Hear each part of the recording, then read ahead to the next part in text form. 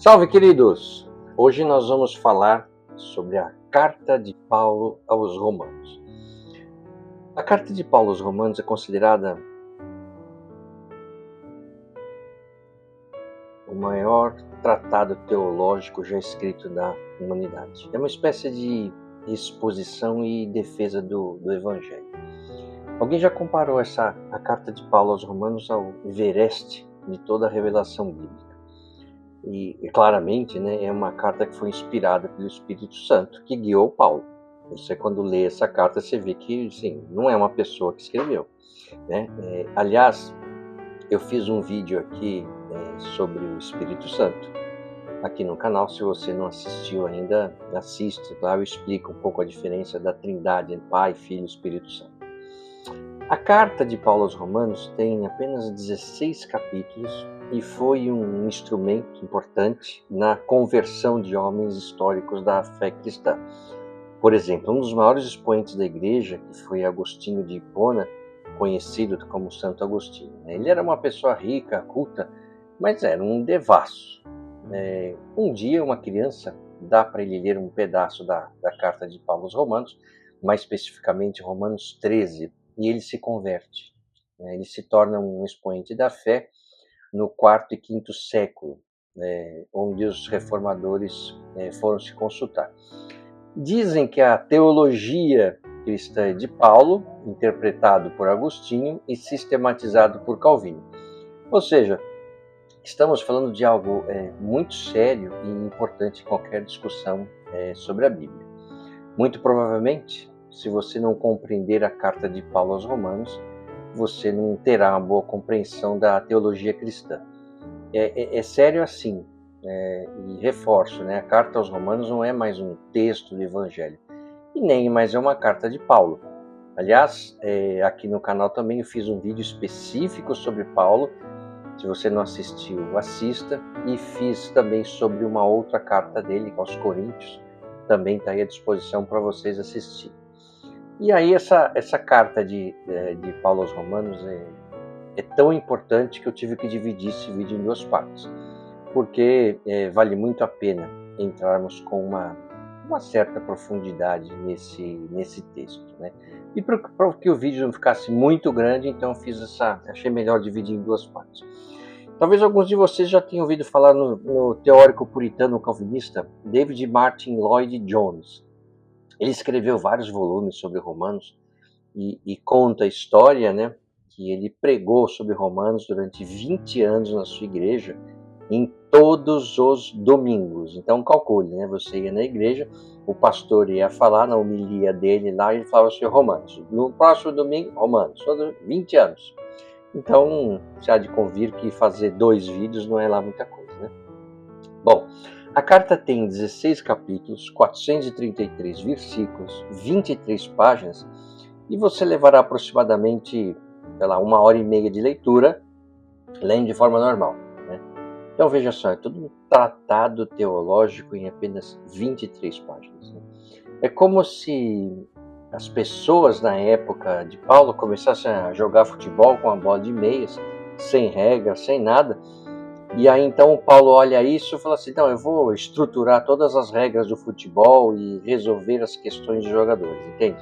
É ele que estruturou basicamente tudo, ele que fundou várias igrejas. Então lá no vídeo de Paulo eu conto um pouco disso.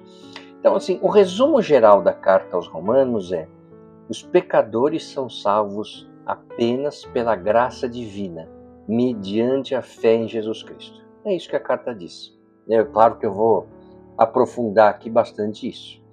Mas aí você pode dizer, mas e todas as regras do Antigo Testamento, ou como chamavam a lei, é para jogar fora? Não, né? Cristo nunca falou isso, pelo contrário. Jesus sempre reforçou a importância do Antigo Testamento, ele que era um rabino e conhecia profundamente as Escrituras, e ele fala, né, em várias passagens dos Evangelhos, mostrando que ele não veio abolir a lei e os profetas, mas cumpri-los. Por exemplo, em Mateus capítulo 5, versículo 17, e nessa passagem do Sermão da Montanha, que aliás daria um bom vídeo também, Jesus deixa claro que ele veio para cumprir a lei e os profetas, não para aboli-los. Veja aqui. Não penseis que vim destruir a lei ou os profetas. Não vim destruir, mas cumprir. Porque em verdade vos digo que, até que o céu e a terra passem, nem um jota ou um tio se omitirá da lei sem que tudo seja cumprido. Então, ele não manda jogar fora a lei, não, pelo contrário. Mas então como é que fica a relação das pessoas com a lei do Antigo Testamento frente ao ministério de Jesus? Bom, agora eu vou recorrer a uma analogia que Paulo faz. Então ele fala que era uma vez uma mulher que era casada com um marido muito rígido. Ele não tolerava qualquer desvio, qualquer coisa fora do que ele determinou, nem uma vírgula fora do estabelecido. Era um cara bem rigoroso, né? E a mulher dele? Bom, a mulher dele era toda atrapalhada. Né? Pisava na bola, fazia as coisas fora das regras. Sabe aquela pessoa que coloca uva passa no arroz? Então, era ela. Né? E ela não fazia isso por mal, é porque ela era falha. Né? Não tinha maldade. Por mais que ela tentasse, ela fazia coisas fora da regra do marido. E o marido só a criticava. Mas olha só, não é que o marido era perfeito, hein? Ele só apontava os erros da mulher, mas ele também errava. Né? Bom, você imagina como é que era o relacionamento entre eles. Então, de acordo com a lei, né, do Antigo Testamento, claro, a mulher não podia deixar o marido, e ela, claro, não poderia matar o marido. Então, o que Jesus faz? Ele mata a mulher. Como assim? Você não entendeu? Pois é, né? Mas a gente é tão inteligente, né? A gente fez MBA, a gente estudou. Como é que a gente não consegue entender uma passagem bíblica escrita há 2000 anos? De um livro velho, não é? Então, pois é. Essa história que Paulo conta, né, é uma analogia em relação à lei do Antigo Testamento e à salvação pela fé em Cristo. Ou seja, o marido rígido é a lei, que não permite nada fora dela. Como ela é implacável, cheia de regras, não tem ninguém que consiga cumprir todas elas. Ou seja, a lei serve para mostrar o que é considerado incorreto, mas ela, per si, não é capaz de trazer a salvação ou a justificação, como é dito na Bíblia, né? Pelo simples fato de que a lei não foi feita para isso. Paulo traz uma nova visão de que a justificação só virá pela fé em Cristo e pelas obras de acordo com os seus ensinamentos. Ou seja, só seguir a lei não traz salvação para ninguém. Se fosse assim, ninguém seria salvo, né? Dado que todos somos pecadores, como diz o próprio Paulo. Veja só, deixa eu perguntar aqui para vocês, vocês sabem de cor os 10 mandamentos? Acho que não, né? Dificilmente alguém sabe. Né? A lei do Antigo Testamento é composta por 613 mandamentos, conhecidas como mitzvot. Essas regras abrangem diversos aspectos da vida religiosa, moral e social do povo de Israel. Eles foram divididos em dois grupos. Então, 248 mandamentos positivos, coisas que os israelitas devem fazer, e 365 mandamentos negativos, aquilo que os israelitas não deveriam fazer. Aí você fala, mas Fábio, não dá para comparar as coisas, né? São coisas diferentes e tal. Bom, eu não estou comparando nada com nada, né? E nem estou falando que uma é melhor que a outra, e muito menos que as regras da lei não são importantes, não é isso. Eu só estou mostrando a dificuldade que a lei, até então, em vigor, traz para qualquer ser humano guardar, né? E claro, por isso que tem estudiosos tal que se aprofundam nas leis. O que Cristo mais brigava com os religiosos da sua época, os chamados fariseus e escribas, era o fato de eles ficarem competindo em quem sabia mais sobre a lei.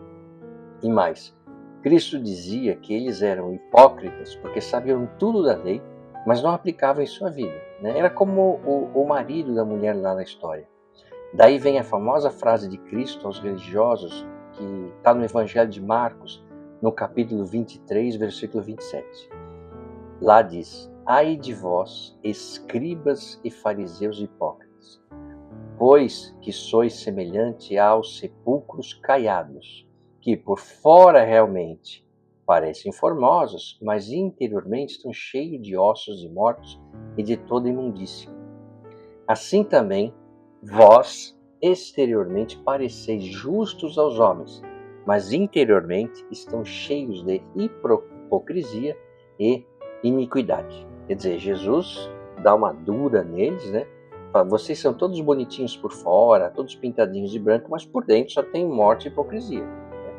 Então, a morte da mulher na história que Paulo conta significa que ela morreu para a lei e ressuscitou em Cristo, que acolhe as pessoas de fé pela sua graça, que salva os pecadores. Ou seja, ela morreu para a vida anterior que ela tinha, a antiga lei, ou o marido rígido, ou o pecado, os erros que ela fazia, e renasceu para uma nova vida em Cristo. Essa e ainda é um conceito difícil de ser compreendido hoje, ainda mais há 2000 anos. Você imagina a dificuldade de Paulo explicar isso, né? E aí você vê assim, vamos ver a explicação de Paulo, né? Se Cristo morreu por todos, logo, todos morreram junto com ele. E todos ressuscitaram para uma nova vida, fora das leis e do pecado. Então, assim, isso daqui é algo que ninguém explica para a gente, né? Primeiro, a humanidade não estava digna de receber a graça divina, porque estava suja com o pecado de Adão, lá de trás. Ele que desobedeceu Deus, que trouxe a morte para o mundo e tal. Então, assim, para nos livrar dos pecados, Cristo morreu por todos nós. E quando somos batizados, que a água é o símbolo da retirada dos pecados, e para que tenhamos uma nova vida, agora de acordo com os ensinamentos de Deus, de acordo com Cristo, né? Então, ficamos então, né, as pessoas que, segundo Paulo, as pessoas que são batizadas e aceitam Jesus como seu Salvador, as pessoas então ficam sob o jugo de Cristo e não mais sob o jugo da antiga lei, né? Tanto que Cristo diz que o jugo dele é leve, em Mateus capítulo 11, versículo 28. Vinde a mim todos que estáis cansados e oprimidos, e eu vos aliviarei. Tomai sobre vós o meu jugo e aprendei de mim, porque sou manso e humilde de coração, e encontrareis descanso para vossas almas. Porque o meu jugo é suave e o meu fardo é leve. Então, jugo, eu já expliquei em outro vídeo, é aquela peça de madeira que você coloca em cima dos bois para puxar o carro de boi, né, que vai orientar o boi para onde ir. E Cristo fala que o jugo dele é suave e o fardo é leve. Então, assim, a situação de quem crê em Cristo, é claro que assim, não é assim, né? Você está de boa, tocando sua vida, fazendo o que quer, e aí chega alguém e diz assim, sabe o Barba? Então, ele morreu por você na cruz, né? E aí você diz, ok, né? Vou continuar tocando a minha vida. Não é assim, é isso que a maioria faz, certo? E nem é por sacanagem, é por ignorância mesmo, né? Se você é um cristão, você precisa entender que ao aceitar Cristo no batismo e depois na crisma, quem fez, claro, ele morreu por você. Quando nós somos batizados, você aceita viver sob o jugo de Cristo uma nova vida, mas com o mesmo corpo. Ou seja, você morreu com Cristo e se tornou ressurreto também como Ele, por uma nova vida longe do pecado, certo? E não há alternativa, né? Ou a pessoa fica sob o jugo de Cristo, que é leve, ou fica sob o jugo do pecado. E Paulo fala, vou falar isso mais para frente, que o salário que o pecado cobra da pessoa é a morte, seja física ou espiritual. Não tem outra alternativa. Então, você aceitando Cristo, segundo Paulo, Você abandona tudo o que de errado havia em sua vida de pecados, porque se você voltar a pecar, é como se a morte de Cristo tivesse sido em vão, né? É como mandá-lo novamente para a cruz. Veja, não sou eu que estou dizendo isso, né? É a explicação de Paulo aos Romanos. É como se o sacrifício de morte, com o derramamento do seu próprio sangue, de purificação e expiação dos nossos pecados, não tivesse valido nada. E aí você me pergunta, uma pergunta que eu já me fiz também, que é esse negócio de sacrifício de sangue, né? É um negócio meio complicado, né, para os dias de hoje. Por que as pessoas matavam animais para se purificar? E depois, não foi um animal, mas um homem que foi morto no lugar de um animal. E mais, o homem era o próprio Deus. Quer dizer, não bastava matar um cabrito, um novilho, uma pomba, não. Tinha que ser um homem, e esse homem era filho de Deus, que era o próprio Deus, né? No vídeo do Espírito Santo eu explico essa divisão, né? Então, para redimir a humanidade de seus pecados, que de novo, que segundo, né, a Bíblia, o pecado entrou no mundo, a morte entrou no mundo pela desobediência de Adão e Eva, certo? E aí esperou todo esse tempo para então um outro homem, então a humanidade caiu por um homem que foi Adão e se recuperou por outro homem que foi Jesus Cristo, né? Então, para estarmos livres dos nossos pecados, para então estarmos aptos a recebermos a graça e a salvação divina, nós tínhamos que antes estarmos purificados. Então Deus mandou seu próprio Filho para ser sacrificado como se fôssemos nós. Mas de onde veio essa tradição de matar com sangue para purificação? Bom, isso aqui vai levar um tempinho para explicar, mas acho que vale a pena a gente entender. Essa prática do sacrifício de sangue, ele aparece pela primeira vez no Antigo Testamento e tem um profundo significado espiritual e teológico, né? A tradição de sacrifício de sangue pode ser rastreada até o início da narrativa bíblica, né? Após a queda do homem. Quando Adão e Eva pecaram, Deus os vestiu com peles de animais. E isso já, né, implica que um animal foi sacrificado para cobrir a nudez deles. Isso está no capítulo 3 de Gênesis, versículo 21. Esse é o primeiro exemplo implícito de sacrifício de sangue na Bíblia, né, simbolizando a cobertura do pecado, né? Eles estavam nus, então Deus deu peles de animais para eles se cobrir, cobrindo o pecado deles. O sacrifício de Abel é o primeiro sacrifício de sangue explícito mencionado na Bíblia, que diz: Abel ofereceu das primícias do seu rebanho e da gordura deste. Isso está em Gênesis capítulo 4. E Deus se agradou de sua oferta, ao contrário da oferta de Caim, que era de produtos agrícolas. Então Caim ele plantava, né? E o Abel não. O Abel ele cuidava de animais. A aceitação do sacrifício de Abel é frequentemente vista como indicador de que sacrifícios de sangue eram mais adequados para a expiação dos pecados. Aí depois veio o dilúvio, né? Noé ofereceu sacrifícios de animais a Deus quando as águas baixaram. Isso está no capítulo 8 de Gênesis, versículo 20. Aliás, tem um vídeo sobre Noé aqui no canal que você pode assistir também, né? Deus se agradou do sacrifício e fez uma aliança com Noé. No vídeo lá eu conto a aliança dele, mostra, representada pelo arco-íris. Essa prática continuou com os patriarcas Abraão, Isaque e Jacó, que frequentemente construíam altares e ofereciam sacrifícios a Deus. Você pode ler isso em Gênesis capítulo 2 e no 26 e no 35. Sim, um dos momentos mais significativos da história de Israel é a instituição da Páscoa, né? Onde Deus ordenou que cada família israelita sacrificasse um cordeiro sem defeito e aplicasse o sangue nas ombreiras e na verga das portas. Isso está no livro de Êxodo, capítulo 12. Né? Eu fiz um vídeo sobre Moisés, você pode ir lá, isso aí diz respeito à última praga do Egito, as 10 pragas, né? Quando o anjo vem para matar o primogênito dos egípcios, né? Então, nesse sacrifício, protegia os israelitas da 10ª praga, né? Que é a morte dos primogênitos do Egito, simbolizava a redenção e a libertação. Então, a lei de Moisés codificou o sistema sacrificial de Israel, né, o sacrifício de sangue, e no livro de Levítico, né, que está dentro do Pentateuco, os 5 livros, né, do Antigo Testamento, que é Gênesis, Êxodo, Levítico, Números, Deuteronômio, que detalha vários tipos de sacrifício, incluindo holocaustos, ofertas pacíficas, ofertas pelo pecado, ofertas pela culpa, está no primeiro capítulo do Levítico, né?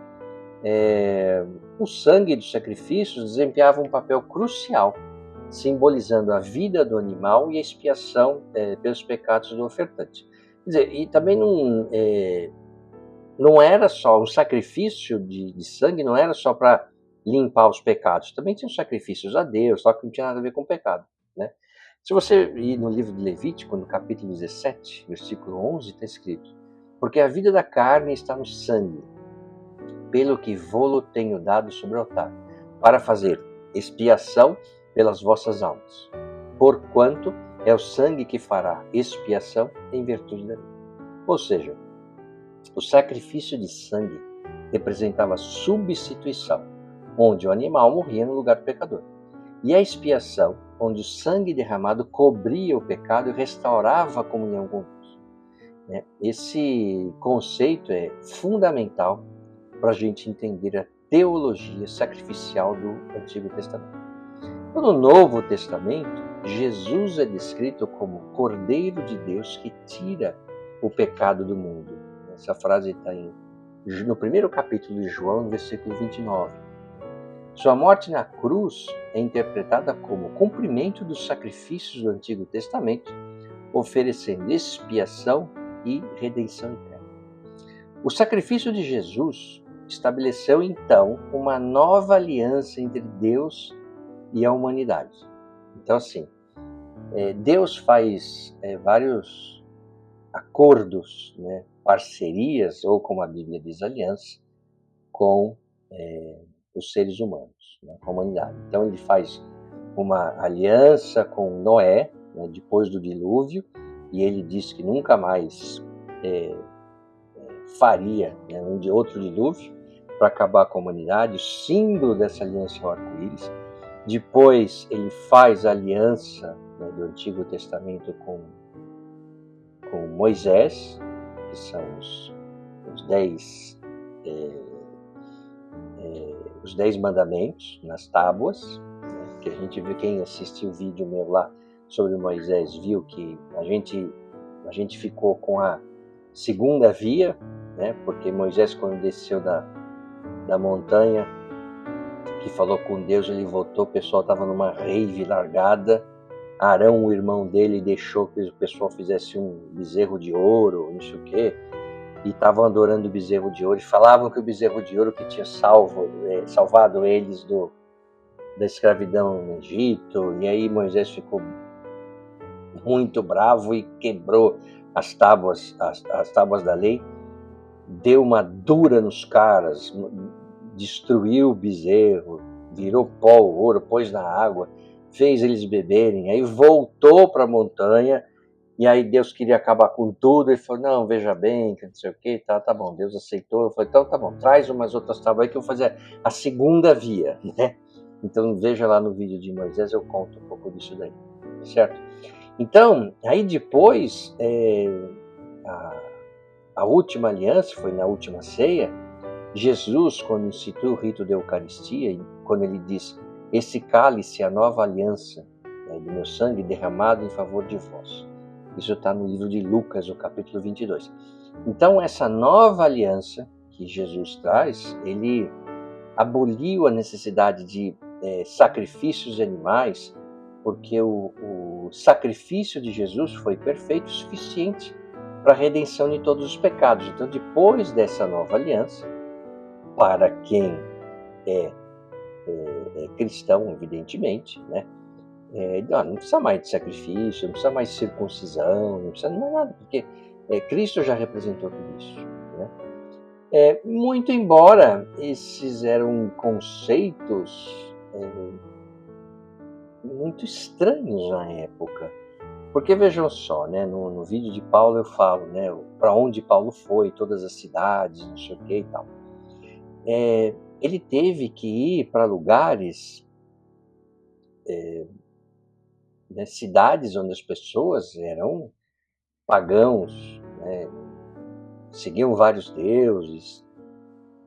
Ele teve que falar isso para romanos e gregos, que não eram assim, não eram culturas muito amigáveis, né, para se falar isso, tá certo? Porque os romanos eles eram donos do mundo, e como todo povo, né, que domina o mundo tem uma certa arrogância. Os gregos, que se achavam, né, por conta da filosofia, que não sei o quê, se achavam o último bolacha do pacote, né? E aí chega um cara do nada e fala: então, sabe esses deuses aí que você cultua? Não estão com nada, viu? Não são deuses, não.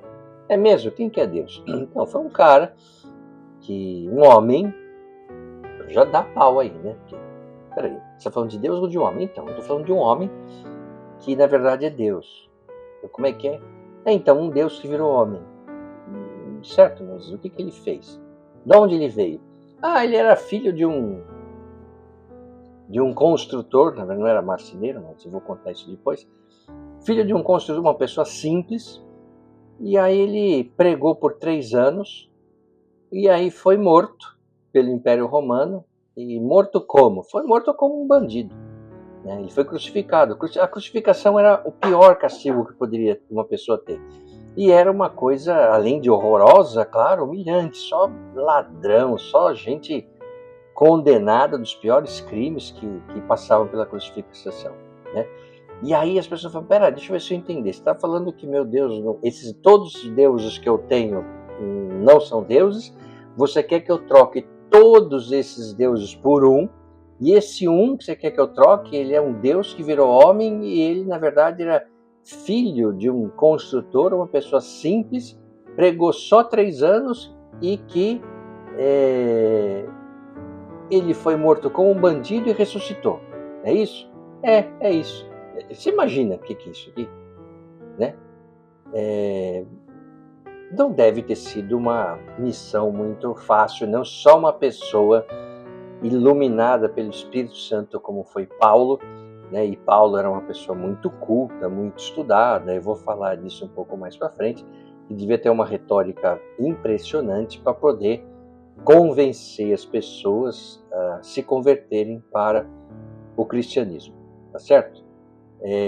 Mas agora que o vídeo de Romanos vai começar. Mas não vamos ter que deixar isso para a segunda parte da carta de Paulo aos Romanos, porque senão o vídeo aqui ia ficar muito, muito extenso, ok? Então não perca a segunda parte, onde eu vou trazer um pouco mais em detalhes sobre o que Paulo falou na carta, ok? Te aguardo na segunda parte do vídeo. Um abraço.